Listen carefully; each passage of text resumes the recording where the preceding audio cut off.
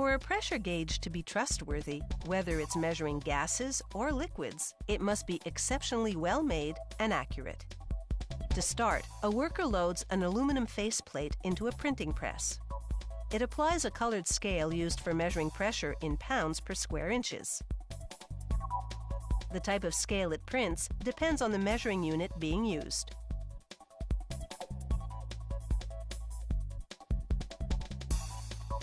Then a worker puts a copper tube into a bending machine that bends, cuts, and flattens sections of the tube.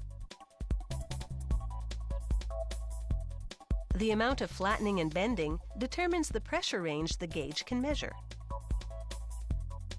Each piece becomes a pressure-sensing tube known as a bourdon tube.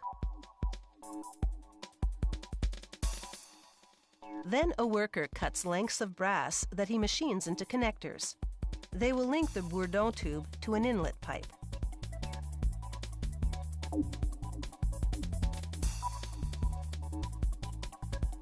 He melts zinc solder in the connector's receptacle, and he mounts the bourdon tube in the correct position. He fills the gap between the connector and the bourdon tube with solder. Then he flushes the heated piece with water to cool it down, sealing the tube in place.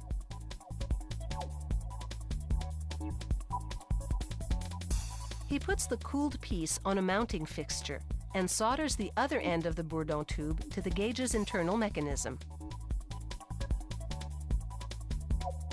He seals the gap and cools it down.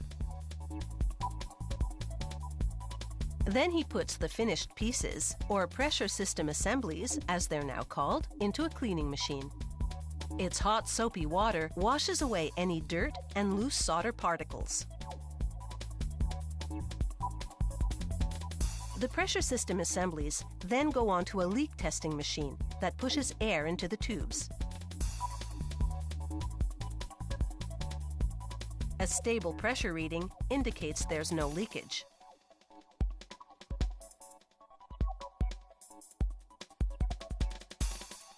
Another worker takes a gear mechanism, which controls the mechanical movement inside the gauge, and places it on the connector. A machine screws the gear mechanism in place.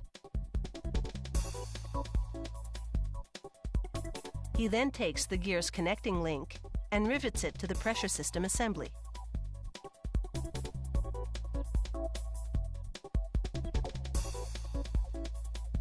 He fits the pressure system assembly inside a protective stainless steel housing.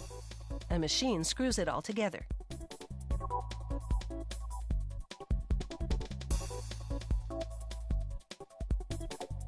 Next, a worker calibrates the assembly.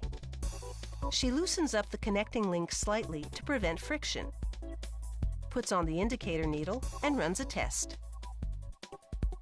After a bit more adjusting, she puts the faceplate and the indicator needle back on. She ensures the gauge reads accurately at 3 key positions and then screws the faceplate onto the gauge. A final test confirms it is calibrated properly. Then she puts a glass cover over the faceplate and adds a steel ring to hold it in place. A crimping machine evenly folds the ring's edge until it makes a perfect seal.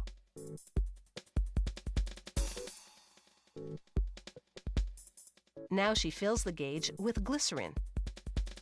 Glycerin lubricates the internal mechanical parts and increases the lifetime of the gauge. Glycerin also absorbs vibration well, which helps the indicator needle remain stable during operation. A worker completes the pressure gauge by sealing off the fill hole with a rubber plug. But of course, not all gauges are built the same way.